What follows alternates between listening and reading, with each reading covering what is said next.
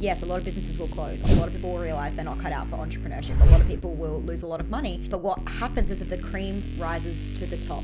And so if you are a good entrepreneur, if you are passionate, if you are committed, and if you are willing to make some changes over the next couple of years as we navigate this funky storm, that will end, by the way, you will be in a position to absolutely clean up in a few years' time. Every good time has an equal and opposite bad time, and every bad time has an equal and opposite good time.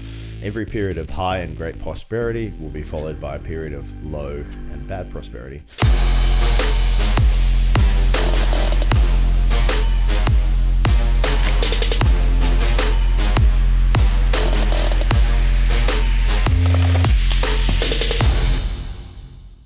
Welcome to the Success School podcast. We're on episode 50, and today we're talking about how to create success during a recession. So I'm excited to talk about this with you, Steph. Same. Yeah, the economy's been doing some crazy economy shit, and we're excited to kind of break that down for you guys today. And I know that a lot of businesses are suffering right now. I know that it's really tough out there. It breaks my heart how many messages we've seen and been receiving, and people who have been in our worlds, and you know, it's really hard out there right now. And we have some friends who are in e-com as well, and they're saying it's really tough at the moment, and we know it's hard. And so today we want to talk a little bit about the kinds of businesses that are still thriving in this economy and how you can turn your business into one of those businesses that still wins in any economy, in any recession, in any cycle. So super excited to chat about that. But before we do, personal updates. All right, guys. So about 18 months ago, I had 4 businesses, believe it or not. So 2 gyms. I had a coaching business with Steph. And then I have a digital marketing agency as well. Okay. And one by one, I've been closing and selling, and rinsing and repeating until the point now I have one. So I am the product of my learning, and we have something in Success School called the Master of One. Anyone who masters one thing does incrementally better than people that try to do many things. And the main reason is the split focus. So chase multiple rabbits, catch none. So I was chasing 4 rabbits 18 months ago. How do you think that went? It went okay because I'm a fucking hustler and I get it done, but not as well as it would go if I were chasing one. So the process Steph and I have been going through over the last 18 months is selling these businesses so I could focus on the one thing, which is Success School. That's why this business has a podcast and I get to talk to you guys on this. But honestly, it's been incredible because all of my focus, all of my thinking, all of my brain energy, power, our discussions, everything is going towards making this one thing better and better and better and better. So if you're an entrepreneur and you're listening to this and you're thinking, I got multiple things on the go, and I'm giving everything a little bit less than it should do, and maybe I should just pick one thing. From personal experience, best thing I've ever done is simplifying my life and business and focusing on one thing, okay? Because you're going to give it so much more energy and focus, okay? The answer isn't starting a new product. The answer isn't starting a new income stream. The answer isn't getting new target markets. The answer is making your one thing better, and that's how you're going to create success. Yeah, 100%. I think a lot of people think that in order to make more money, they just add more products, or like the number one thing I hear is like, oh, people saying they can't afford my product or my service, so I'm just going to create a lower ticket one and that way I can capture that audience too. It's like, no, well, now you're having to create 2 lots of marketing messages, 2 lots of funnels, 2 lots of contracts, 2 lots of services. That's, 2 types of marketing messaging that you need to do. That's 2 lots of email campaigns that you need to, like, oh my God, it's just like, it's exhausting even thinking about how much work would have to go into 2 versus just like, okay, well, instead we could just refine our messaging so we can attract more of the higher level clients and sell those people, and we'd hit our financial goals much faster, which actually sounds a lot easier. But for some reason people think it's easier to do the other, which is, I get, but it's never been our experience. Yeah, honestly, if you guys are in a point where you're struggling at the moment, I can just tell you, just make your thing better. Steph, give us your personal update. What's going on for you? So snapping iPads in half in front of us. Yesterday we were in the kitchen and Steph was like slamming doors, slamming shit down. I was like, man, Steph chose violence this morning. I might have some anger management. Yeah, Jesus Christ. It's a new iPad. Like, it's a brand new iPad. Tim hogs the iPad, guys. That's why it's hard for me to keep my notes over here. He's just hogging it from me. My personal update is around just this really cool connection of people I'm in the world with right now, and how much Biz babes. It's not just the biz babes. We chatted with Mitch this week. Oh, yeah, we did and chat. Matt, to be fair. Both men. Yeah, so excuse me, but the biz babes are great. So I have for the last couple of years felt a little bit lonely in business, and I think a lot of people have been feeling that way, and we've even been seeing this so much more in our own communities. But ever since kind of opening myself up and realizing that we all have so much to teach each other, and we all have so much, so much value to learn from each other, and it's okay to not always be winning, and it's okay to ask for help. We have opened up our networks so much just in the last probably 6 months, just by saying yes to things. So I do have a group of girlfriends that we're all probably all around the same stages of business. We all kind of target similar types of audiences. We're all in coaching, and we just get on a powwow. Am I 90? Lame. We just get on like a Zoom once a month, and we just brainstorm each other's problems and help each other out. And one of them is like, probably if you were to zoom all the way out, you would think that we were direct competition. Like if you would think like we target the same audience, we have really similar offers, we do the same sorts of marketing, run the same sorts of marketing campaigns, we look really similar.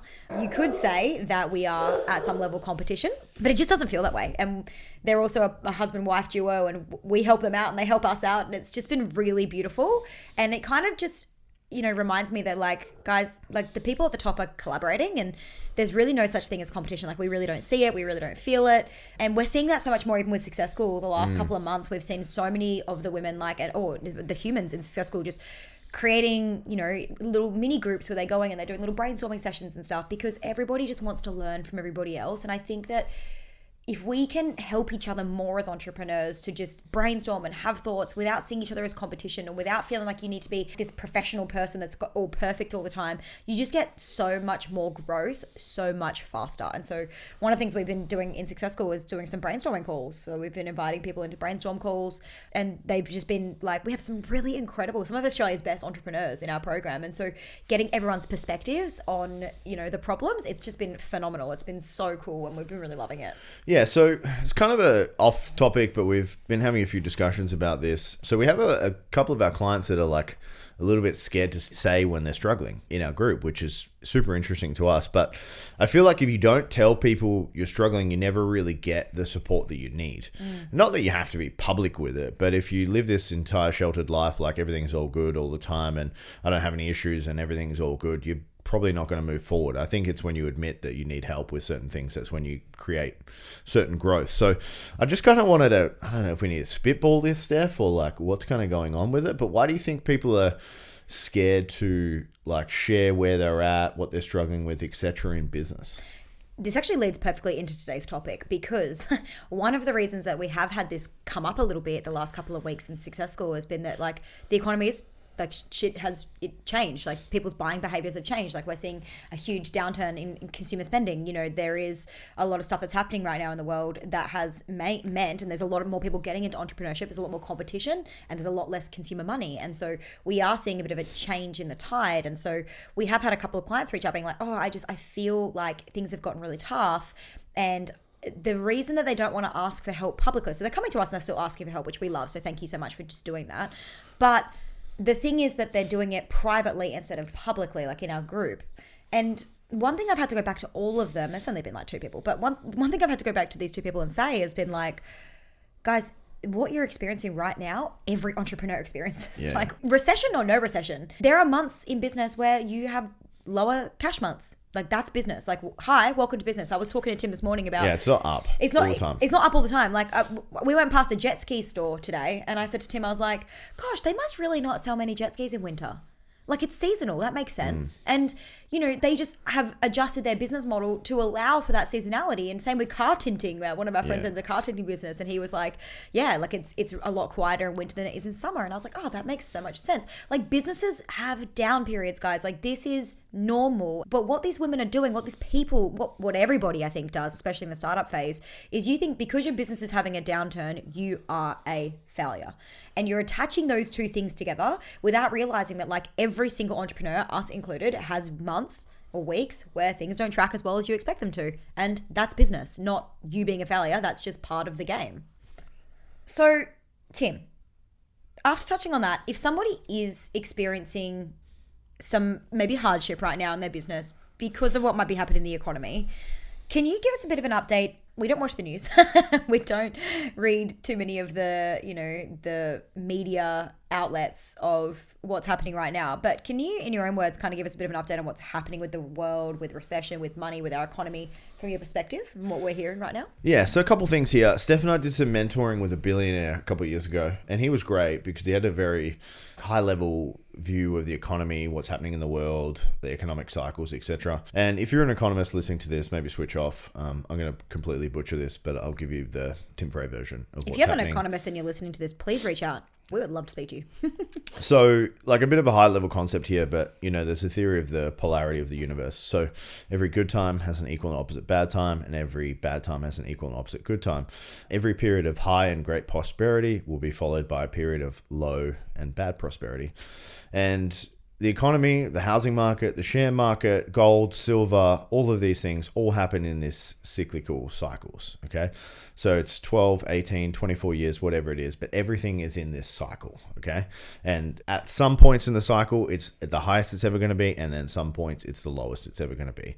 So whenever the government decide to jack up interest rates, that's basically what's going on at the moment. They're getting to, you know, all-time highs in the recent history. You know, consumer spending is down, and that's why they do it. And then inflation gets jacked up as well, like in an effort to control inflation.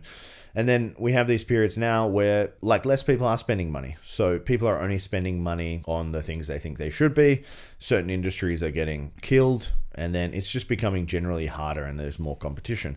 So what happens in these periods is businesses liquidate, businesses go under, businesses cut back spending, businesses run a heap of redundancies, and there's a lot less money going out.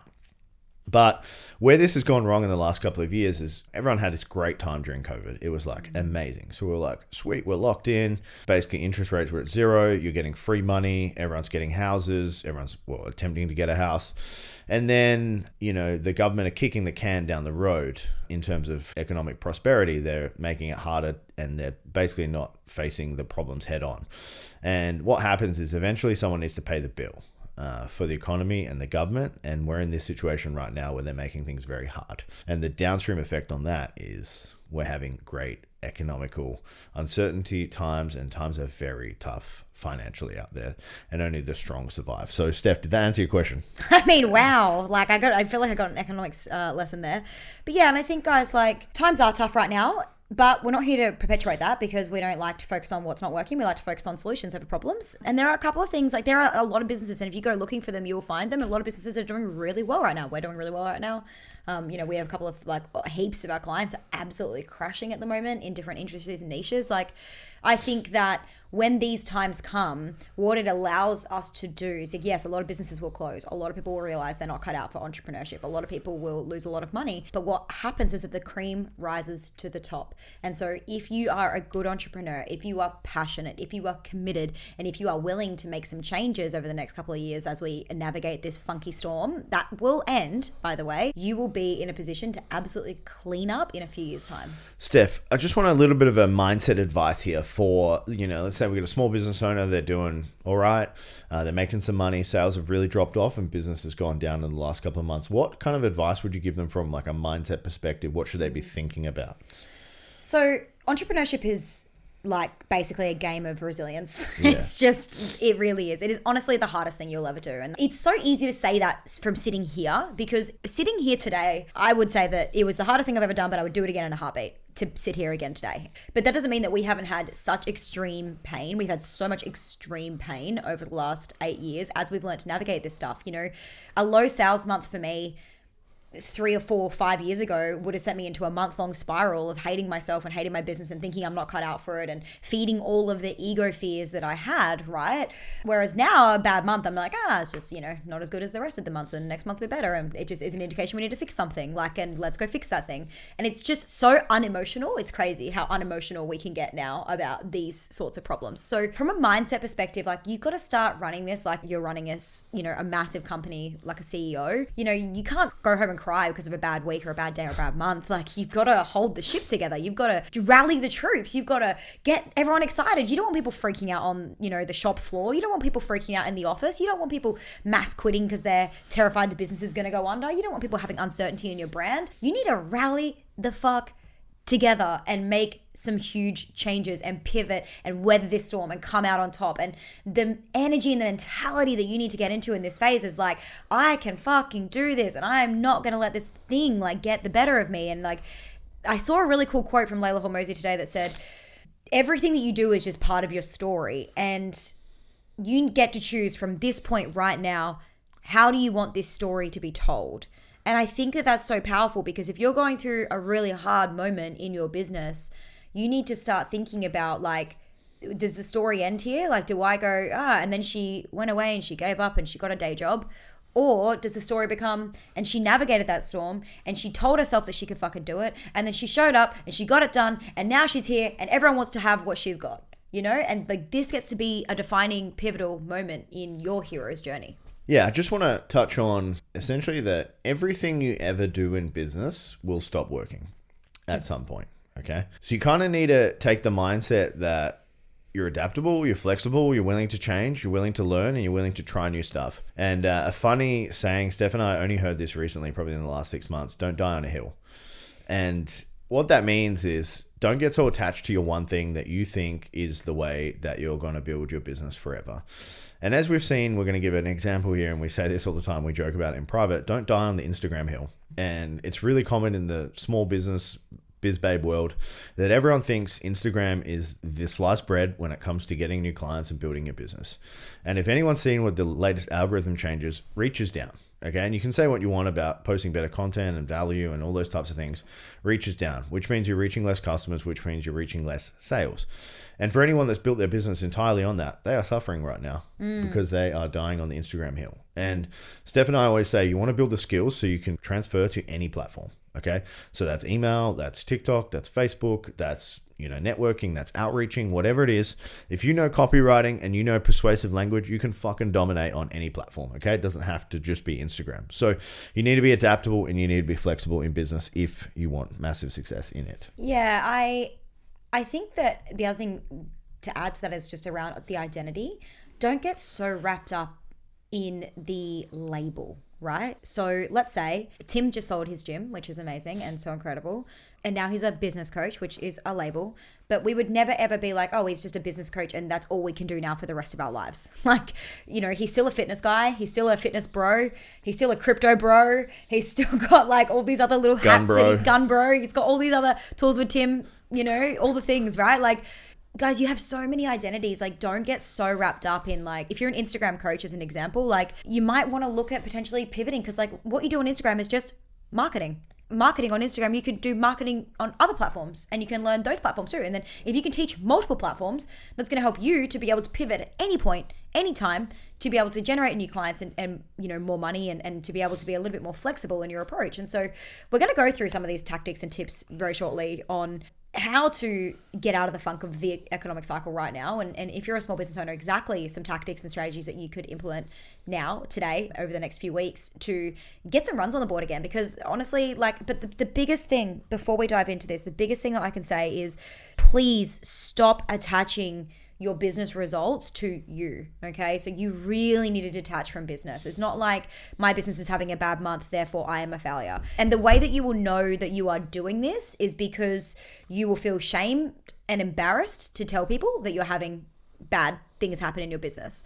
If you're feeling ashamed to tell people or embarrassed to tell people, that indicates to me that this is a mindset thing, not actually a business thing. And if you get into a fear-based cycle in your heart, in your body, if your nervous system taps into a fight or flight response, you will likely continue to avoid the problem and the problem will continue to get worse, right? So it's like, if we don't talk about our financial problems to our accountant and no one knows about it and we don't take any action, we don't fix it, we don't face it, it's going to get worse and worse and worse and worse and worse. So the best thing I can get you guys to do is detach from the business. If you're not having the results you want right now, it's just a really cool indication that we need to change some shit up and try something different. I think the number one way that you avoid a recession is solve rich people problems versus poor people problems. So if you're working with, and I don't mean any disrespect by that statement, if you're working with, lower socioeconomic peoples, they are going to have less money to spend on your stuff. But if you go to someone that's worth $10 million and you want to charge them $5,000 for something, they're going to not even bat an eyelid over the pricing. But if you go to someone that's $100,000 net worth and you charge them $5,000, it's going to be a little bit more of a process to get them to hand over the money. So how can you, as an overarching overarching theory here or question, how can you solve rich people problems versus maybe your current market? If you're just getting started, very hard to do. If you've got some runs on the board, easier to do because you need to start somewhere. And you're probably not going to go out and start charging $10,000 or $20,000 for a service or a product or something like that. So it's something that you definitely build up to over time.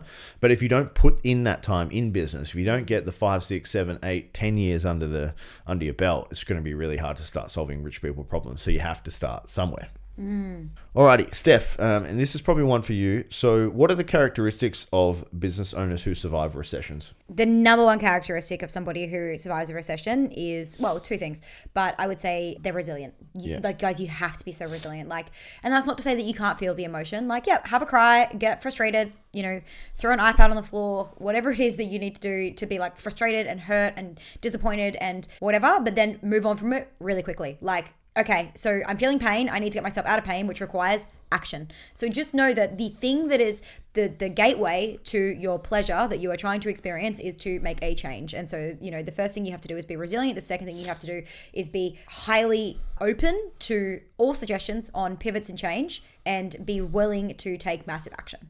What about you?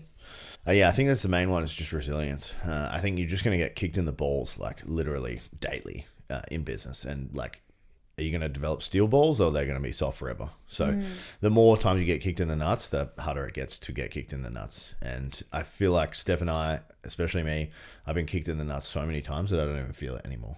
Yeah, we were kind of having a conversation about this earlier and saying, like we've been through some really hard stuff. Like I've had team members that I trusted and hired go away and rip off my stuff and sell my programs. You've had, so much team member stuff I can't even team begin drama to tell you. We've had friends let us down. We've had clients let us down. We've had two businesses. People try to steal from us. Yeah, people try to steal from us. We have two businesses that were, we had two events-based or in-person-based businesses during COVID. We've experienced a lot of pain in business, and all I can say is it does get easier. So if you're experiencing pain right now, you will get more resilient and it will get easier. But please know that it's going to keep coming and you are going to have to be resilient to keep pushing through it.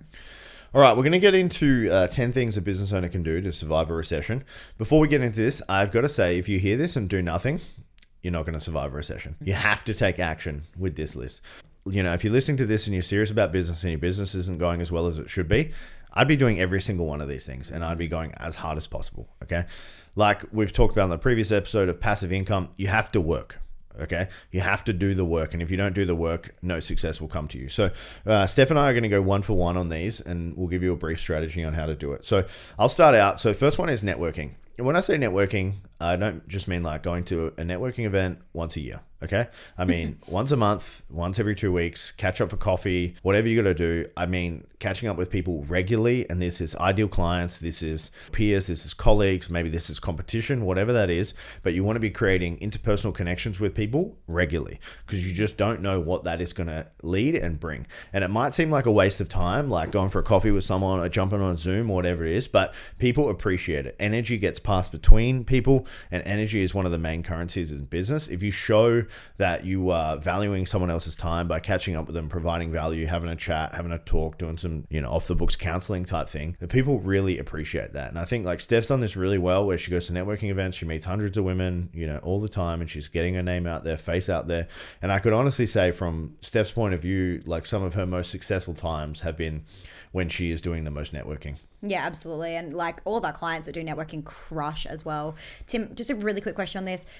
I hear the listener, I can hear them already saying, but how do I reach out to them? But what do I say? What do you say? How do you reach out to somebody? How do you invite them for a coffee? What's that look like? Yeah, one of our new favorite things to do is a connection call. So we'll jump on, and this is usually with a peer, not like a prospect or anything. And we just say like, give me 3 wins, 3 things you're struggling with and how I can help. And we'll jump on a Zoom for an hour and do that like once a week or once a fortnight with someone. In terms of a prospect or like an affiliate partner, just be like, hey, I'd like to catch up and see if there's anything we can do to help each other with their businesses. You just need to get creative and find out what they are actually wanting. So what do you think they need and how can you provide that to them? Go into these chats not expecting anything. I think if you go into networking, you go into a networking event like a lot of the biz babes do, and you expect to get 10 clients just from going to an event, you're going to be sorely disappointed. So go in with the expectation that you will just give and get nothing in return. And the people that do that are the ones that win the most in business. Absolutely. Yep. The second one is outreach. So now more than ever, it is important to start building connection with your community.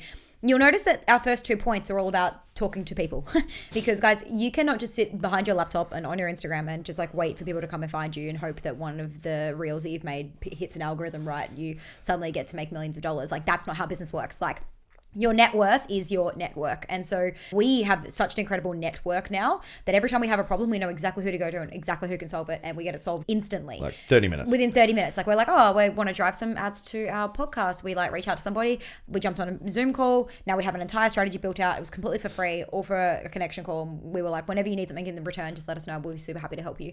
Like, the networks that you have are so important. And I think that people are too scared to go out and make networks. So outreach is everything. Outreach to your community, outreach to your followers, outreach to people who are liking your stories, outreach to people who are commenting on your stuff, outreach to people in Facebook groups that you just think look fucking cool, that you just think like, hey, I think we would have a connection. You know, I outreached Hides, one of our good friends, Heidi, who's famous. If you know Hides, you'll know her. She's famous. She'll be loving this. Yeah, she'll be loving this. And so like I knew that we would get on. I knew from listening to her on the radio that we'd be friends. Obviously, everyone thought that about Hides, but I made the effort. Whereas a lot of people didn't. A lot of people didn't make the effort. I went to her events. I put myself in the way of her. I would message her. The minute she quit radio, I was like, hey, we live around the corner from each other. Let's go for a walk.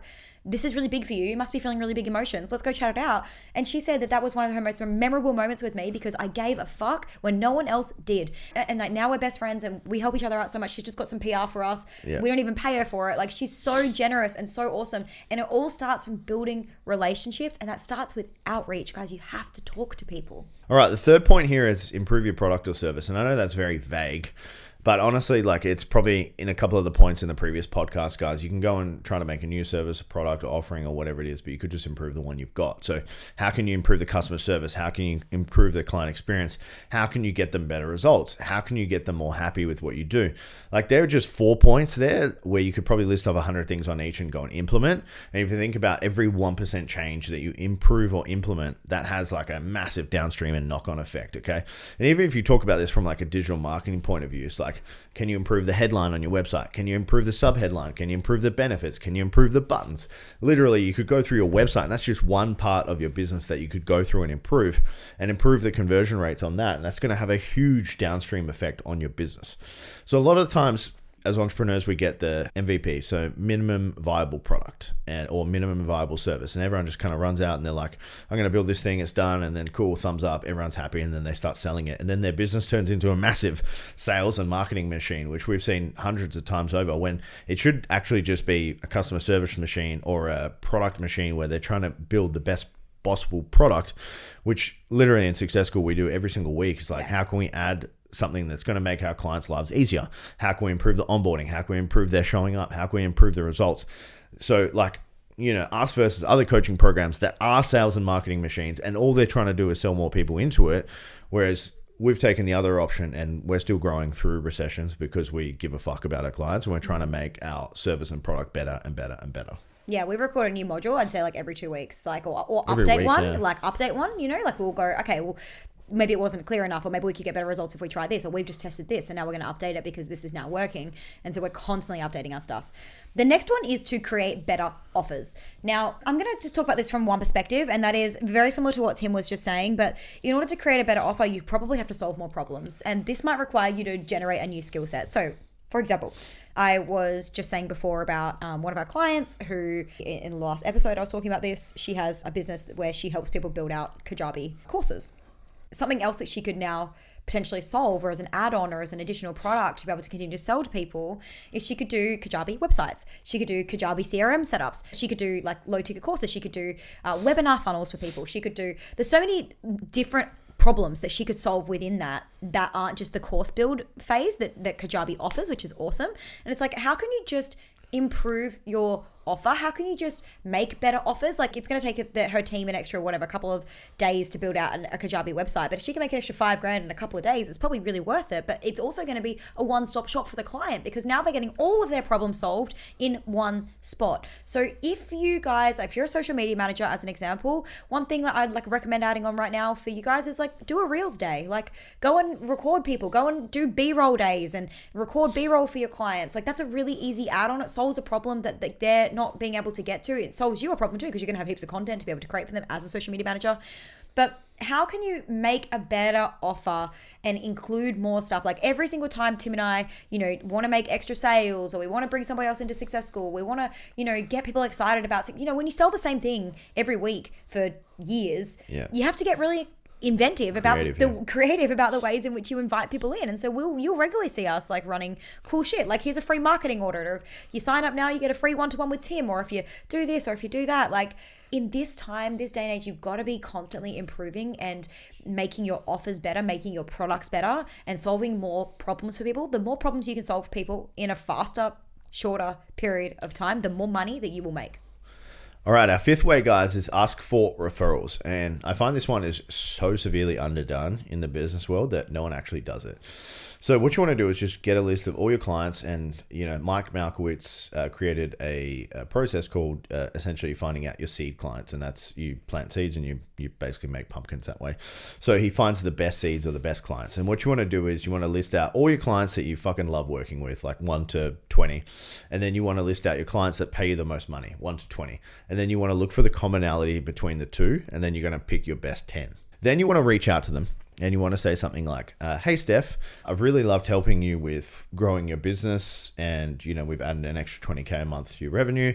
How cool is that? I was just wondering if you had 3 friends that might be interested in having a chat to see how I could help them. And then you just literally plant that seed with your clients. And if you do this regularly and you do this on your marketing list, it can become a really valuable tool. So I did a business coaching program once, and this was their main way of growing businesses. And they grew 6 and 7 figure businesses just by doing this one thing, asking for referrals. The problem with referrals is everyone just thinks like, if my shit is good enough, people will just refer me. Very few amounts of people actually just naturally do that, because they're just so, let's just say, involved in their own life that they're not even thinking about anyone else besides themselves, unless they are actually prompted with it. So if you want referrals and you want growth, you have to ask for them, okay? And you have to ask your clients for referrals. Like I was at Look Smart Alterations the other day, getting something altered. And every time I go there, which is a lot because I'm a short, curvy woman with weird shape, and so I go to Look Smart a lot. Beautiful shape. Thank you, baby. I go to Look Smart a lot to get my clothes altered, and every time I go there, like they know who I am, but like they forget that they've asked me this. Every time I go, they ask me for a Google review. And I love them, and I think they're great, and I've given them a Google review, and that's fine. But like I love that they ask every time, because they're not scared to ask for the Google review, And I think that if they didn't prompt me to do that, I don't think I did it the first time they asked me. I think I did it on like the 3rd or 4th time they asked me. It wasn't because I didn't want to. It's because I'm so self-absorbed in my own world. The minute that I turn around and walk away, I'm like, oh, I've got to go to Coles. Oh, I've got to pick this up. Oh, I've got to do this. And we just get so absorbed in our own worlds. It's not because I don't want to give the review because I think it's bad. It's because I just haven't been prompted enough. So that's such a good one. Just keep like prompting each other more. So number 6 is to learn ads. And the reason that ads are becoming more and more important is because, well, Instagram, Facebook, Meta, YouTube, Google, at the end of the day, guys, they all just want to make money. Like they're businesses and they're trying to make money. And so of course they're going to prioritize the people who pay to play. And so, you don't have to run ads. You don't have to learn how to do ads. You can learn how to make organic content, and you can learn how to, try and play a game with the algorithm, but it's a lot easier to learn ads. And the thing I love about ads is that, when you go viral on social media, it doesn't necessarily reach the audiences that you want to target. You could get a lot of, for example, a lot of Indian men, or a lot of people from the Philippines, or whatever, right? Which may not be the people that you're necessarily trying to target. And so it's not particularly helpful to necessarily go viral. But when you run ads and you put that same amount of time and energy into learning ads, you can get really targeted audiences. Like I'm talking really targeted. Like one of our guys that we just chatted to recently, one of our connection calls, he runs a business for tradies, and they're making like $400,000 a month just doing trades stuff with dudes. Like it's super niche, and all their ads are just 2 men who have plumber or electrician or whatever in their Facebook page, and that's it. They just run ads. So like how specific within certain ages, like how friggin' specific. You can't do that on Instagram. You can't do that with organic content. And so it is so freaking powerful to learn to run ads. And all of our clients are currently learning this process after much fighting on Tim's behalf. And it's been phenomenal. They're getting leads, they're getting sales. It's super easy. It is the most passive way of generating leads and clients that you will find. All right, number 7, a little bit beaten to death, but make more offers. You've probably heard this hundreds of times. So Steph sent me probably about 3 girls' Instagram handles about a year ago, and she was like, check these girls out. And I was like, cool. Check them out, followed them, and I started watching their stories. And all 3 of these girls making like 7 figures a month. Crazy money. 7 figures a month, just think about how ridiculously That's huge, $1 million a month. $1 million a month. And the commonality they had between all of them is they were making offers every single day on their Instagram stories. And I thought, that's fucking pretty cheeky, making offers every single day on the Instagram stories. But it works. And how many people, coaches, business coaches, mentors, whatever it is, they've always said to me, the more offers you make, the more money you make.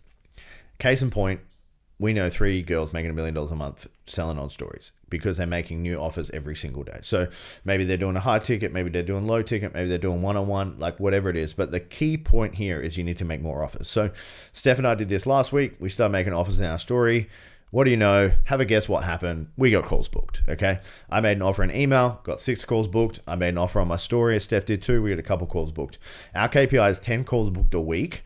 We did that basically on organic and email without any ads. And we just add ads on top of that, which is cream to the crop. So I'm encouraging you guys, how can you make more offers? Where do you make more offers? Are you going to make more offers on email? Are you going to do it in your story? Where are you going to do this? Yeah, you've got to change it up. Like, this is such a powerful point that I'm just going to drive home a little bit more. But like, could you do 1 month of coaching? Could you do a one-off call? Could you do an audit? Could you add in a WhatsApp support for a week? Could you, like, there's so many ways that you guys could just make additional offers and use those offers to upsell into bigger offers later on or whatever. But you got to pivot. You got to just add some stuff, add some spice, add some flair, do some stuff, like do a mix of done for you and done with you. There's so many cool things that you get to do, but you just need to be creative. And when Tim talked about earlier, dying on a hill, this is where you don't want to die on a hill. You want to be able to be flexible and create new offers to be able to generate new sales and give people new reasons to come back and work with you or to tap back in, which is really cool.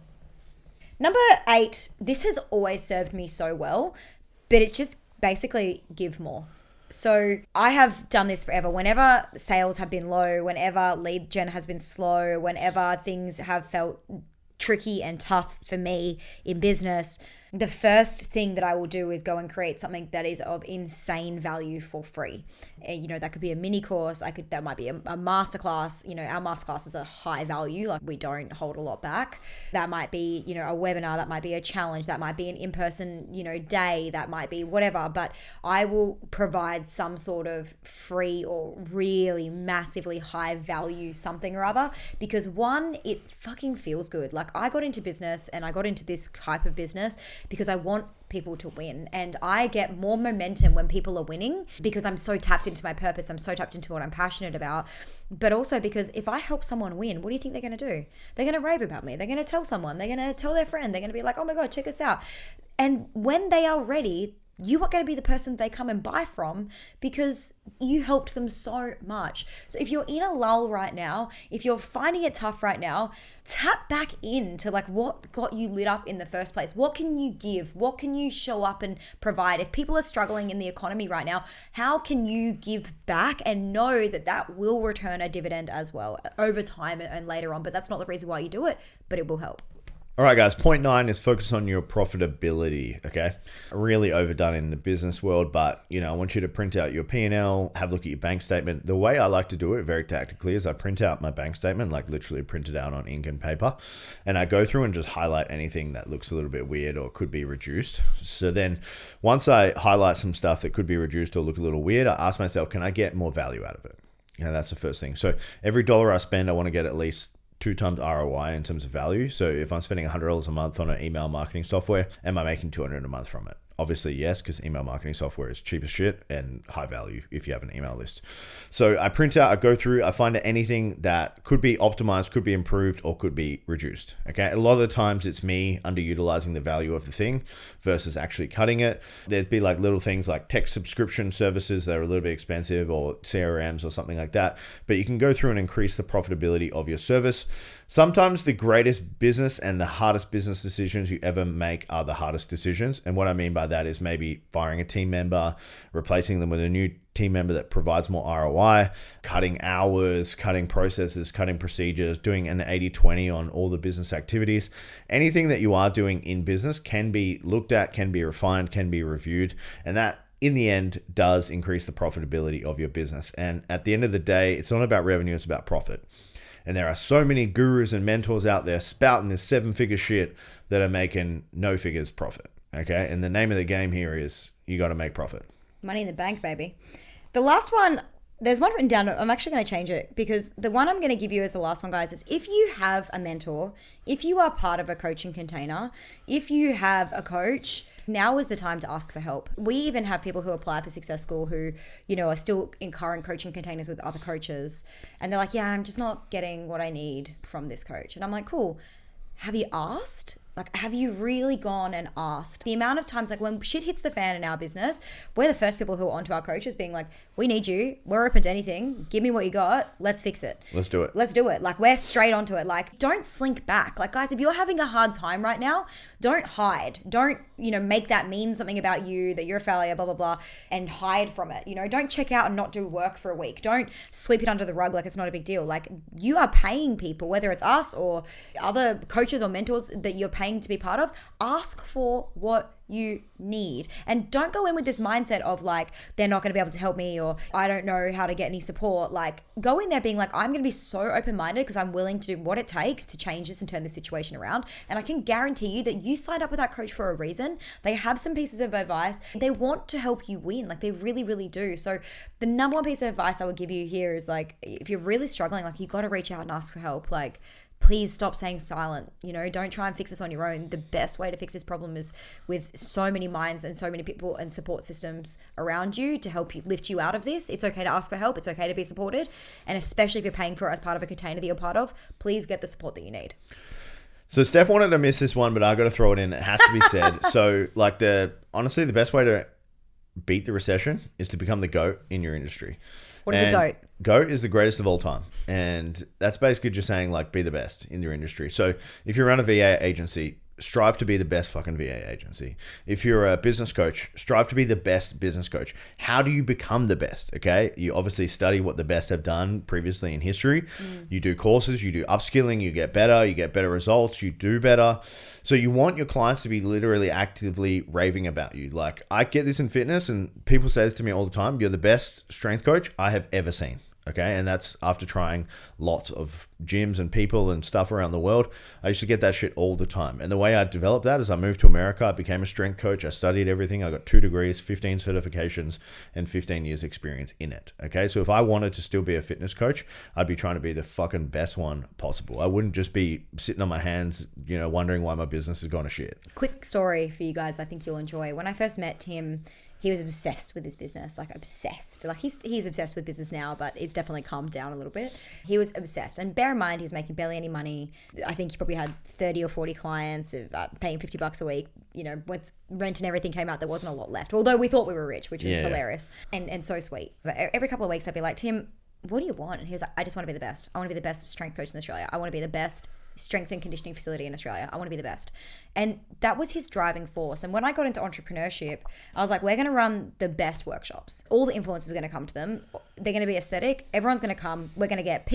We're going to be newsworthy. We're going to go Australia wide, you know. And when I got into business coaching, I was like, how do I be the fucking best at this? How do I become the best at this? Like, what do I need to do to be the girl that people go to get the support to grow their business? And if you can just think like that every day, like, I just want to be the best. What's it going to take to be the best? I just want to be the best, and figure out what that looks like. So for Tim, a really cool little story here was that one of the metrics, so how would you know you had the best strength and conditioning facility in Australia? And one of the metrics that we came up with was Google reviews. Yeah. You know, Google reviews were something that Tim really wanted to, like, if he had more 5-star reviews than any other gym in Australia, then he would know that he was the best. And I think for a period of time, we did have all the 5-star reviews. Like, I think we had, like, how many of you had like 250, 260 or something? Yeah, 5-star reviews. And so, like, find that metric and then go after it. Like, you have to want to be the best. You can't be okay with being mediocre and then wonder why you're not making money or why people are picking somebody else over you. If you want to make the most money and you want to survive any economic cycle or any recession, if you're the best at what you do, people will pay for it regardless of economy, regardless of cycles, regardless of where they are in their life, because they want to work with you. And so become the GOAT. I love that. All right, guys, super valuable episode. If you got something from it, please let us know. Send us a DM at Steph Gordon, a couple underscores on the end, maybe 9, and then at Real Tim Frey. As always, guys, if you're new here, don't forget to follow the show on whatever platform you're on. Leave us a 5-star review. It is greatly appreciated. Until next week, guys. We'll see you then.